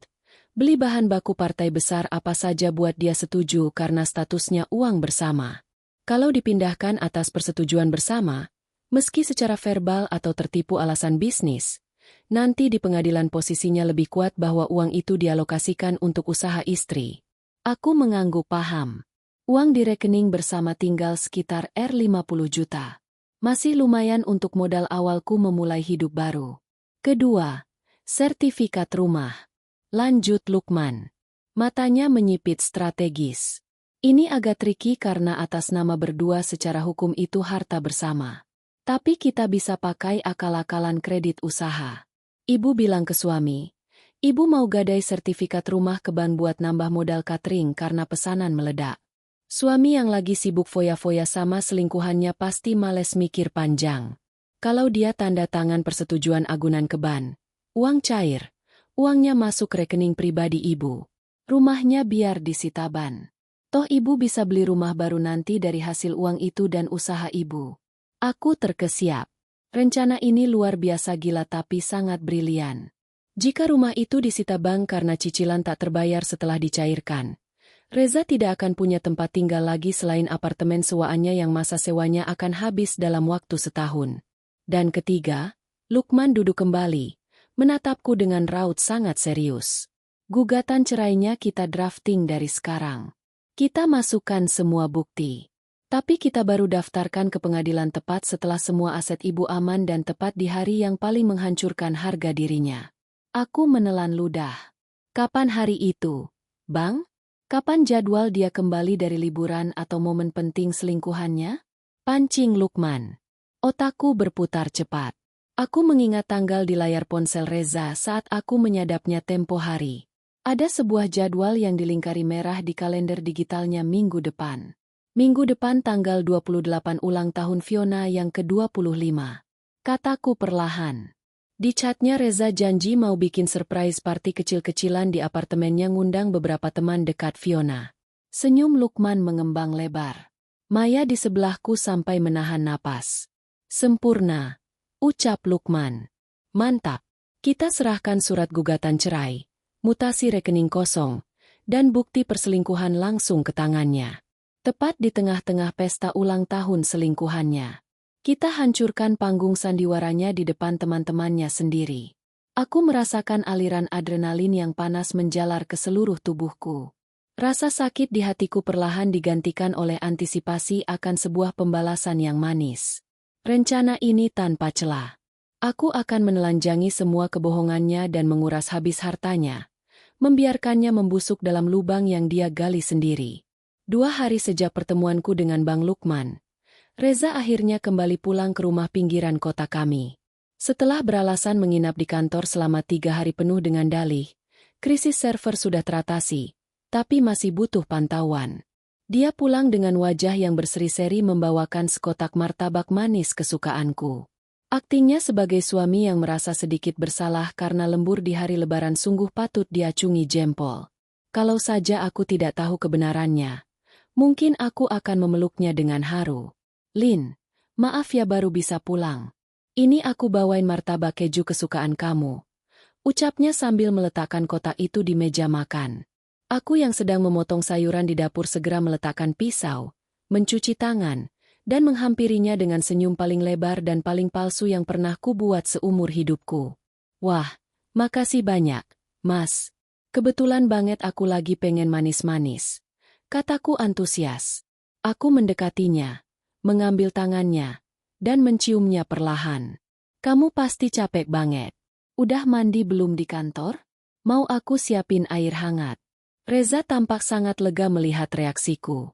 Dia pasti mengira aku akan mengomel panjang lebar karena ditinggal saat lebaran. Udah mandi kok di kantor? Iya, capek banget. Punggungku rasanya mau patah. Sini duduk dulu. Aku pijitin sebentar. Tawarku dengan nada merayu. Reza duduk di kursi meja makan dan aku berdiri di belakangnya, memijat bahu dan tengkuknya dengan tekanan yang pas. Aku menggunakan momen ini. Momen di mana dia merasa paling rileks dan paling tidak waspada untuk menjalankan rencana tahap pertama. Bang Lukman. Mas. Panggilku pelan. Masih memijat bahunya. Dia memejamkan mata. Menikmati pijatanku. Tadi pagi aku ditelepon sama vendor bahan pokok langganan catering kita. Katanya, kalau aku mau ambil kontrak supply buat pabrik garmen di daerah Cikarang selama setahun penuh, aku harus DP bahan baku secepatnya besok. Pesanannya gila-gilaan. Mas, 300 porsi sehari. Reza membuka matanya sedikit. Wah, bagus dong prospek cerah itu. Lin. Iya, bagus banget. Untungnya bisa buat nutupin kerugian pas pandemi kemarin. Cuma modal awalku kurang. Mas, aku butuh sekitar Rp juta buat beli peralatan industri stainless yang baru sama sewa pick-up tambahan.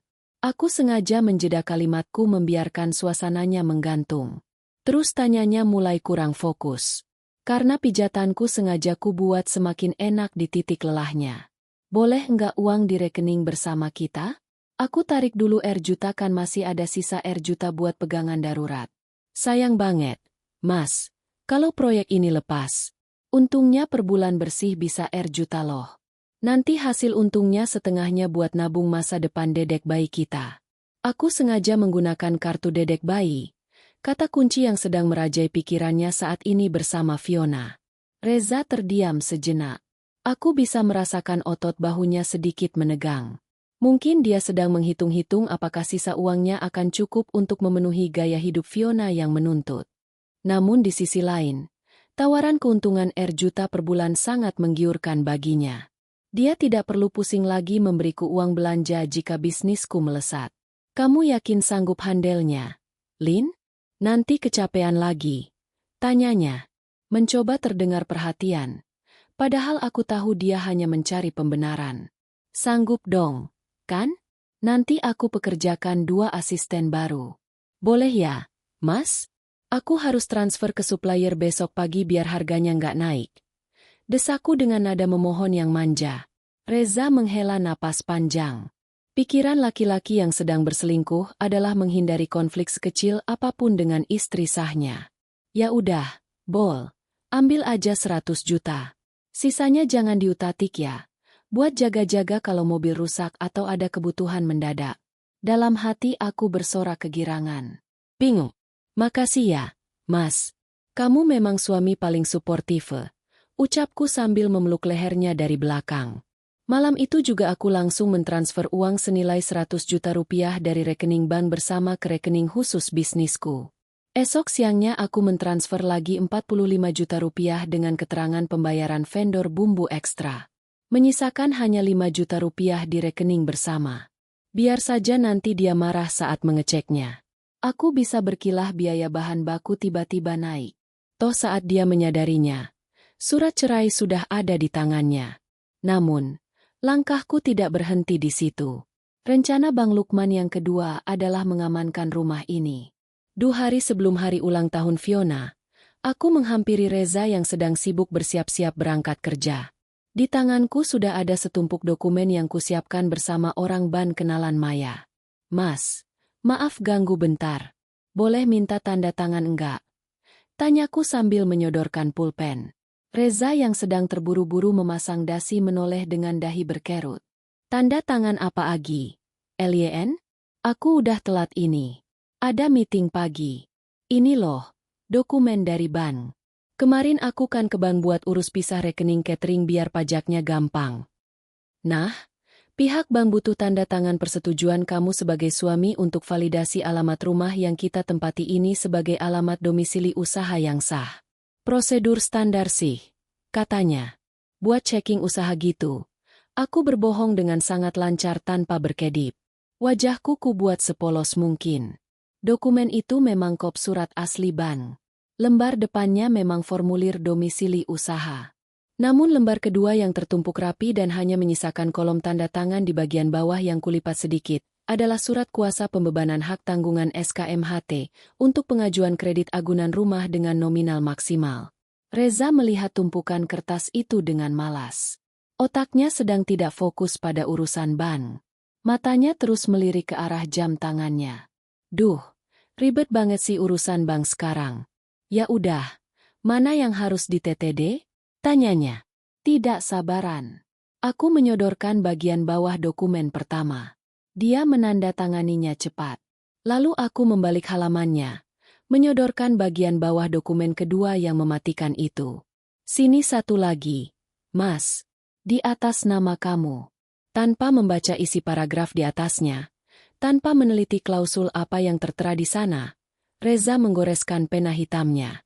Tanda tangan yang sah secara hukum. Udah kan? Aku berangkat dulu ya. Nanti malam kemungkinan pulang telat lagi. Ucapnya sambil menyambar kunci mobil. Iya, Mas. Hati-hati di jalan, ya. Jawabku manis. Memandangi kepergiannya dari balik jendela.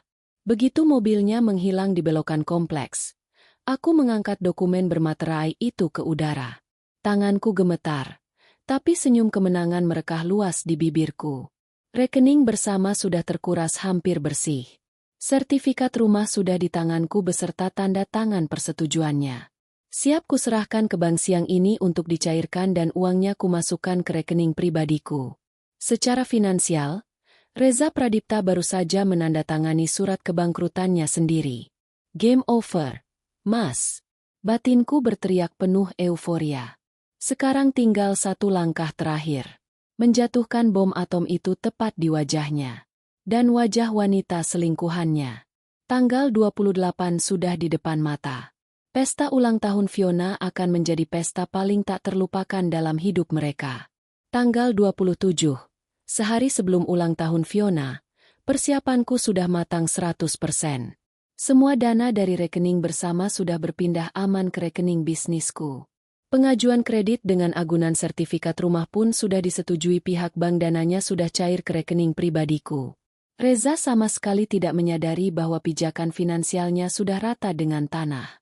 Dia terlalu sibuk menyusun rencana pesta kejutan untuk selingkuhannya. Malam itu aku duduk di ruang tengah sambil menonton televisi yang volumenya sengaja kumatikan. Aku menelepon Tari. Halo, Tar.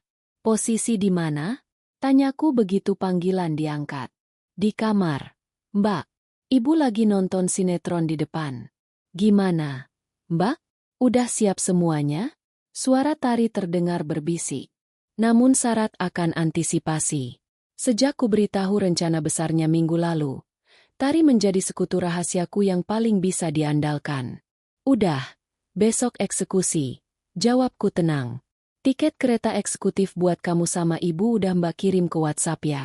Berangkat besok pagi jam 00 dari stasiun sana sampai Jakarta sekitar jam 00 siang. Oke, Mbak Tari udah packing baju dari kemarin. Tapi alasan ke ibunya gimana nih biar beliau mau diajak dadakan ke Jakarta? Aku tersenyum tipis. Gampang. Bilang aja Mbak Alina yang beliin tiket karena Mas Reza dapat promosi jabatan besar di kantor dan Mas Reza mau bikin syukuran kecil-kecilan di tempat rahasia. Bilang ini surprise dari Mbak buat Mas Reza. Jadi, ibu nggak boleh telepon atau chat Mas Reza sama sekali sampai besok malam. Kamu tahu kan ibu paling gampang luluh kalau dengar kata promosi jabatan anak emasnya. Terdengar tawa kecil dari seberang sana. Pintar banget, Mbak. Ibu pasti langsung semangat dan heboh. Tapi Tari deg-degan banget loh ini. Mbak beneran udah siap mental ngadepin ibu nanti pas tahu kebenarannya. Mbak udah gak punya hati buat dihancurkan lagi. Tar, ucapku datar. Justru ibu harus lihat sendiri kelakuan anak kebanggaannya. Biar ibu berhenti nyalahin Mbak atas semua kekurangan di rumah tangga ini. Iya, Mbak. Tari dukung Mbak 100%. Besok Tari kabarin kalau udah di kereta ya. Keesokan paginya tanggal 28, hari penghakiman. Reza bangun lebih pagi dari biasanya. Dia bersiul kecil saat keluar dari kamar mandi. Aroma sabunnya menguar memenuhi ruangan. Dia memilih kemeja kasual berlengan pendek warna biru muda, disisir rapi dan memakai parfum lebih banyak dari takaran normal. Pagi amat, Mas tumben. Sapaku sambil menyerahkan secangkir kopi hitam ke meja riasnya. Iya nih, Lin. Hari ini ada networking dinner sama bos-bos dari luar kota. Biasalah urusan tender baru. Kayaknya aku bakal pulang larut banget atau mungkin nginep lagi di kantor kalau acaranya sampai tengah malam. Kamu tidur duluan aja ya. Pintu jangan lupa dikunci rapat. Jawabnya dengan kebohongan yang meluncur semulus jalan tol. Aku menatap pantulan wajahnya di cermin. Dia tersenyum padaku. Sebuah senyuman yang dulu membuatku jatuh cinta kini membuat perutku mual tak karuan. Oh, dinner sama bos-bos ya. Pasti di tempat mewah dong. Ya udah yang sukses ya, Mas. Acaranya semoga tendernya tembus. Balasku dengan nada yang kuat sangat manis memberikan penekanan samar pada kata tender. Amin. Makasih doanya. Istriku. Dia berbalik mengecup keningku sekilas. Ciuman Yudas. Aku berangkat dulu. Ya. Begitu mobilnya keluar dari garasi, aku langsung berlari ke kamar membuka koper kecilku. Surat gugatan cerai yang sudah dicetak rapi oleh Bang Lukman, bukti mutasi rekening yang sudah kosong, salinan persetujuan kredit bank, serta cetakan foto USG dan chat mesum mereka. Semuanya sudah kumasukkan ke dalam sebuah map kulit berwarna merah marun. Senjata pemusnah massal ini sudah siap diledakkan. Jam 2 siang, aku menjemput Tari dan Ibu Halimah di stasiun Gambir. Ibu Halimah turun dari kereta dengan wajah berseri-seri mengenakan gamis sutra terbaiknya dan perhiasan emas yang melingkar di pergelangan tangannya. Aduh, Alina, kamu ini repot-repot amat sih beliin ibu tiket eksekutif segala. Tapi ya, ibu bangga banget lo dengan Reza naik jabatan. Memang anak ibu itu pintar, kerjanya keras. Ceros Ibu Halimah begitu masuk ke dalam mobilku. Iya, Bu. Mas Reza memang luar biasa kerjanya akhir-akhir ini. Jawabku sambil melirik Tari di kaca spion. Tari hanya menunduk, meremas tas selempangnya dengan tegang. Terus ini kita mau kemana? Langsung ke rumahmu? Katanya mau syukuran. Tanya ibu saat mobilku tidak mengarah ke jalan tol menuju pinggiran Jakarta, melainkan membelah pusat kota menuju kawasan elit SCBD. Enggak, Bu. Syukurannya bukan di rumah. Mas Reza lagi ada di tempat lain. Kita langsung ke sana aja biar Mas Reza kaget lihat ibu datang. Kataku santai. Menginjak pedal gas lebih dalam. Matahari mulai condong ke barat. Panggung sandiwara terbesar dalam hidupku akan segera dibuka. Mobilku memasuki pelataran parkir Owat Mansion Residence. Ibu Halimah melongokkan kepalanya ke kaca jendela. Matanya terbelalak melihat deretan mobil mewah dan bangunan pencakar langit berlapis kaca di sekeliling kami. Loh, Lin, ini kan apartemen mewah. Kok kita ke sini? Syukuran kantor Reza di sini. Tanya Ibu Halimah. Kebingungan mulai mengambil alih raut wajahnya. Iya, Bu. Mas Reza ada di dalam. Ayo turun. Ajakku sambil mematikan mesin. Aku meraih map merah marun itu dan memeluknya di depan dada. Di lobi, Maya sudah menungguku. Dia mengenakan blazer hitam yang membuatnya terlihat seperti manajer eksekutif. Maya langsung menghampiri kami. Udah siap, Lin? Bisik Maya saat aku mendekat. Dia melirik sekilas ke arah Ibu Halimah dan Tari. Kiap, aksesnya aman. Balasku berbisik. Aman. Kartu akses master tamu ada di gue. Kebetulan satpam yang jaga shift sore ini kenalan gue. Kita bisa langsung naik ke lantai 15. Jawab Maya mantap. Aku menoleh ke mertuaku. Bu, kenalin ini Maya, temanku. Dia yang bakal bantu kita masuk ke atas. Ibu Halimah hanya mengangguk kaku. Keangkuhannya sebagai ibu dari anak sukses agak menciut melihat kemewahan lobi ini. Kami berempat melangkah masuk ke dalam lift VIP. Angka digital bergerak naik dengan cepat. 10, 12, 14, 15 ting. Pintu lift terbuka. Lorong apartemen itu sepi. Lantainya dilapisi karpet tebal yang meredam suara langkah kaki kami. Udara dingin dari AC sentral menusuk kulit. Tapi tanganku berkeringat dingin karena aliran adrenalin. Itu unitnya. 1508, tunjuk Maya dengan dagunya ke arah pintu kayu ek berukir elegan di ujung lorong. Kami berhenti tepat di depan pintu itu. Dari luar sayup-sayup terdengar suara dentuman musik pop yang ceria dan suara tawa beberapa orang. Pesta kecil-kecilan itu rupanya sudah dimulai. Lin, ini beneran tempatnya? Kok suaranya kayak orang lagi pesta anak muda? Ibu Halimah menyentuh lenganku. Keraguannya semakin besar. Kamu enggak salah alamat kan? Enggak, Bu. Ibu siap-siap aja ngasih selamat buat anak kesayangan ibu. Jawabku dingin. Aku menoleh ke Tari. Wajah adik iparku itu pucat pasi, tapi dia mengangguk pelan, memberiku isyarat untuk melanjutkan. Maya berdiri sedikit di belakangku, melipat tangannya di dada, siap menjadi saksi dan pelindungku. Jika terjadi keributan fisik, aku menarik napas panjang, mengisi paru-paruku dengan keberanian yang sudah kukumpulkan selama berminggu-minggu. Tidak ada lagi Alina yang penurut. Tidak ada lagi Alina sang wanita kampungan yang bisa diinjak-injak harga dirinya. Tanganku terangkat lalu mengetuk pintu kayu itu dengan keras dan berirama. Tutuk tuh. Suara tawa di dalam seketika mereda. Terdengar suara langkah kaki berat mendekati pintu. Iya, sebentar. Food delivery-nya udah datang tuh kayaknya. Sayang. Suara Reza terdengar jelas dari balik pintu. Suara suamiku memanggil wanita lain dengan sebutan sayang. Ibu Halimah di sebelahku langsung menegang mendengar suara putranya. Ceklek. Gagang pintu diturunkan. Pintu terbuka perlahan. Reza berdiri di ambang pintu mengenakan kaos putih kasual dan celana pendek dengan sebuah topi kertas kerucut bertuliskan Happy Birthday. Bertengger konyol di kepalanya. Senyum lebarnya yang bersiap menyambut kurir makanan seketika membeku. Matanya melebar hingga nyaris keluar dari kelopaknya. Rahangnya jatuh. Wajahnya yang tadinya kemerahan karena bahagia dalam sekejap berubah menjadi seputih kertas HVS. Alina. Suaranya tercekat di tenggorokan. Seolah ada bongkahan batu yang menyumbat pita suaranya. Lalu matanya bergeser ke sampingku. Ibu Tari. Kejutan. Itulah yang dia dapatkan. Sebuah kejutan yang akan mengakhiri masa kejayaannya. Kejutan Mas. Ucapku dengan senyum paling mematikan yang pernah kumiliki.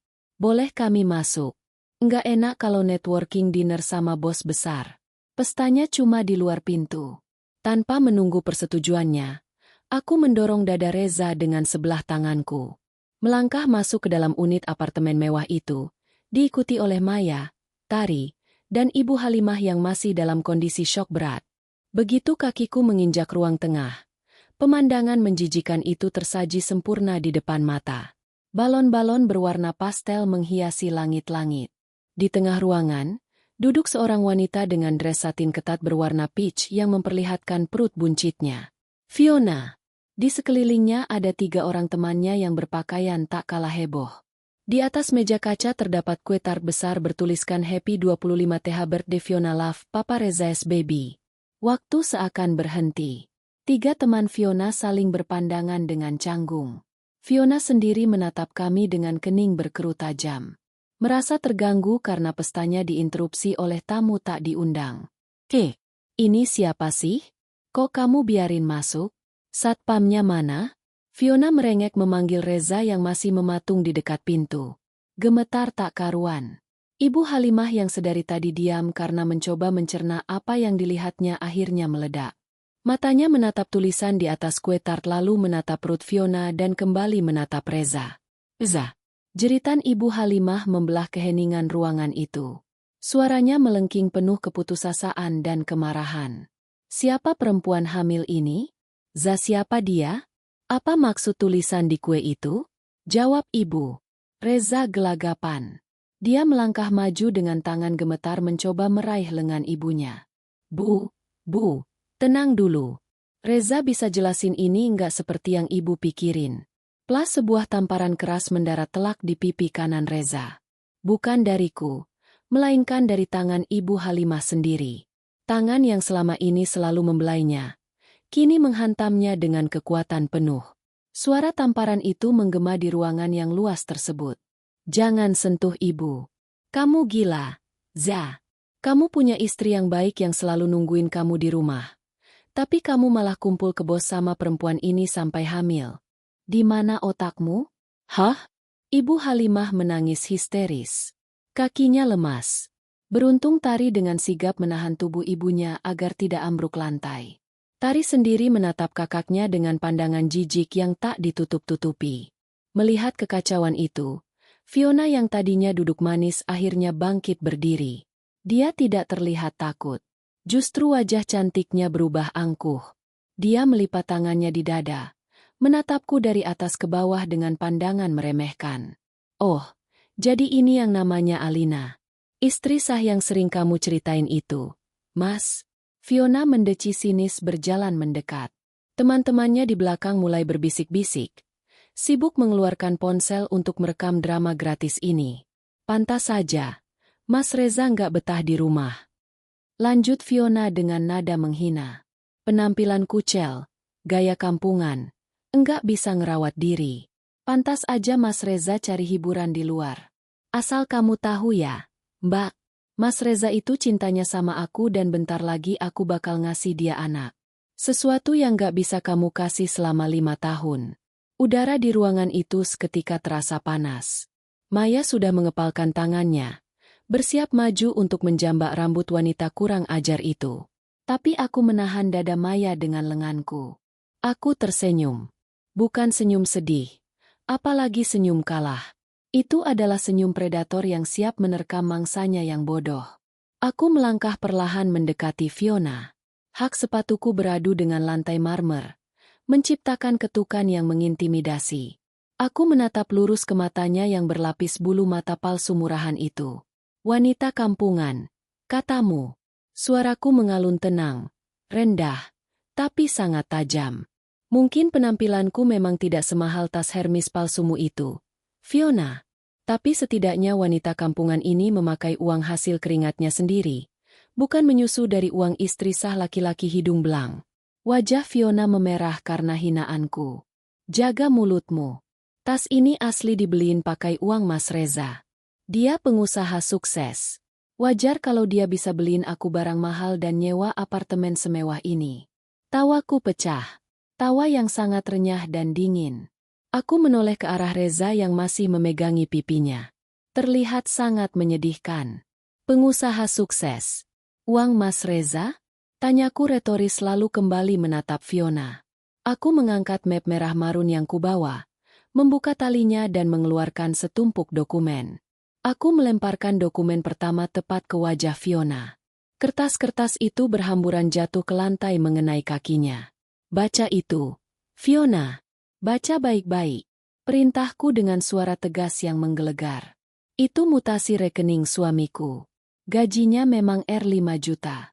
Tapi setelah dipotong cicilan ini, itu, sisa uang yang dia pakai untuk nyewa apartemen ini dan beliin kamu tas adalah uangku. Uang hasil bisnis cateringku yang dia curi dengan dalih investasi palsu. Fiona tertegun. Teman-temannya berhenti merekam. Suasana mendadak tegang. Aku mengambil dokumen kedua dan melemparkannya ke arah Reza. Dan ini buat kamu, Mas. Salinan surat persetujuan kredit agunan rumah. Kamu tahu kertas apa yang kamu tanda tangani dengan buru-buru sebelum berangkat kerja kemarin? Kamu baru saja menyetujui rumah kita diagunkan ke bank dengan nilai maksimal. Uangnya tentu saja sudah cair dan masuk murni ke rekening pribadiku.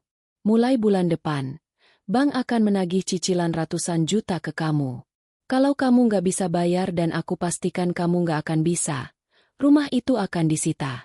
Mata Reza terbelalak horor. Dia memungut kertas itu dengan tangan bergetar, membaca deretan kalimat hukum dan nominal utang yang tertera di sana. Tubuhnya seketika oleng. Lin, kamu ngejebak aku. Reza menatapku dengan tatapan tak percaya. Ngejebak? Aku cuma mengamankan hakku. Mas, memangnya kamu pikir aku bodoh? Kamu pikir aku bakal diam saja saat kamu sibuk lus-lus perut selingkuhanmu pakai tabunganku? Bentakku menumpahkan semua rasa muak yang tertahan selama berminggu-minggu. Aku merogoh map itu untuk terakhir kalinya mengeluarkan lembar paling krusial. Map bersampul lambang Garuda. Surat gugatan cerai dari pengadilan agama. Aku berjalan mendekati Reza dan menampar dadanya dengan surat itu. Tanda tangani surat ini nanti di persidangan. Aku menceraikanmu, Reza. Mulai detik ini, aku bukan lagi istrimu. Kamu bukan siapa-siapa buatku. Kamu cuma pengkhianat miskin yang bahkan gak punya tempat tinggal untuk berlindung. Ruangan itu hening. Hanya terdengar suara isak tangis Ibu Halimah dari sudut ruangan. Reza jatuh berlutut di lantai. Kesombongannya, jabatannya, egonya, semuanya runtuh dalam hitungan menit. Lin, kumohon Lin, jangan lakuin ini. Reza merintih dari bawah sana, memegangi ujung celanaku. Aku minta maaf. Aku hilaf. Lin, aku janji bakal ninggalin dia. Aku janji bakal putusin hubungan sama Fiona. Tolong jangan cerahin aku. Jangan sita rumahnya. Lin, ibu mau tinggal di mana kalau pas ke Jakarta? Mendengar Reza berkata akan memutuskannya, Fiona yang sedari tadi syok membaca lembar mutasi rekening langsung bereaksi. Apa kamu bilang, Mas? Ninggalin aku terus anak ini gimana? Fiona berteriak histeris. Dia memukul lengan Reza dengan brutal. Kamu bilang kamu kaya. Kamu bilang bisnis istrimu itu cuma bisnis ecek-ecek dan kamu yang biayain semuanya. Ternyata kamu cuma benalu. Kamu nipu aku. Reza. Diam kamu. Fiona. Ini semua gara-gara kamu yang terus-terusan nuntut minta barang mewah. Balas Reza tak kalah sengit. Mendorong tubuh Fiona hingga wanita itu terhuyung ke belakang. Adegan saling serang itu begitu memalukan. Dua orang yang mengkhianatiku kini saling gigit seperti anjing kelaparan yang berebut tulang kosong.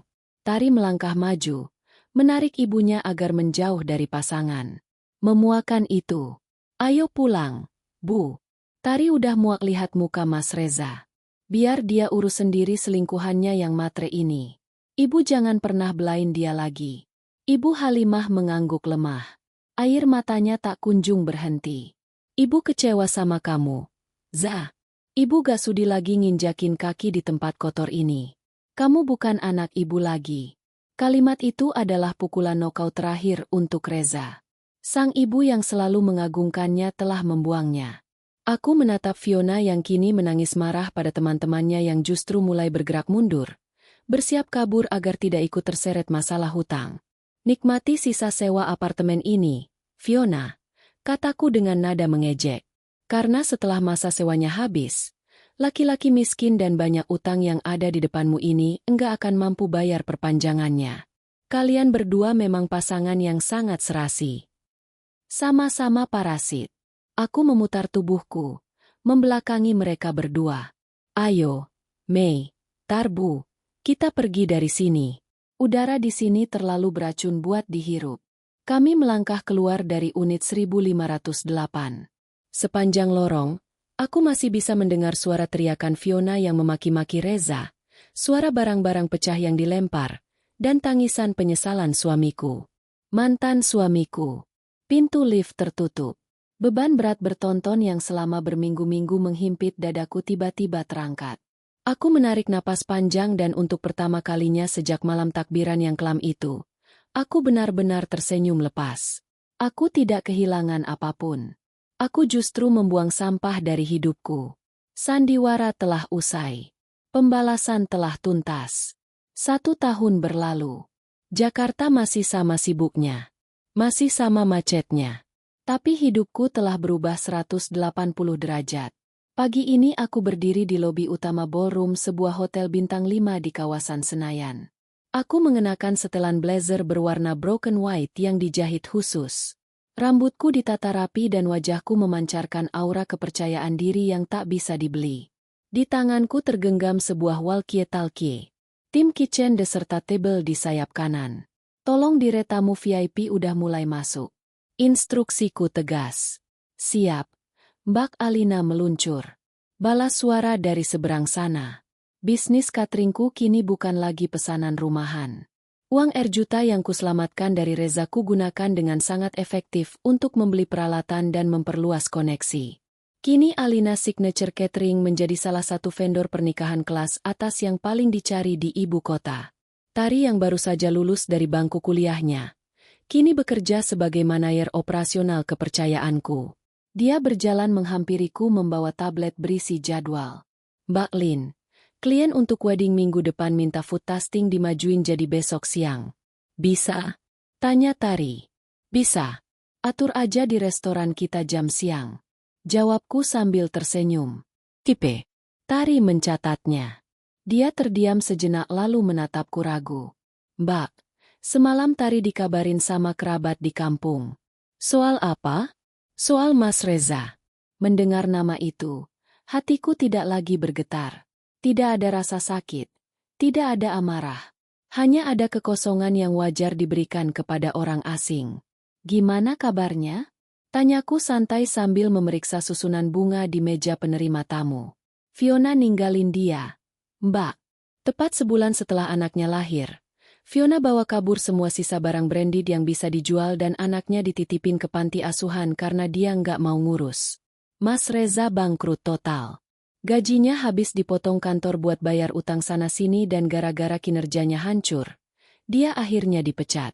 Aku berhenti menatap bunga, menatap Tari. Sekarang Mas Reza tinggal di kos-kosan murah ukuran 2-3 M di daerah kumuh. Dia sempat pulang ke kampung minta tolong ibu bayarin utangnya. Tapi ibu ngusir dia. Ibu benar-benar udah nutup pintu.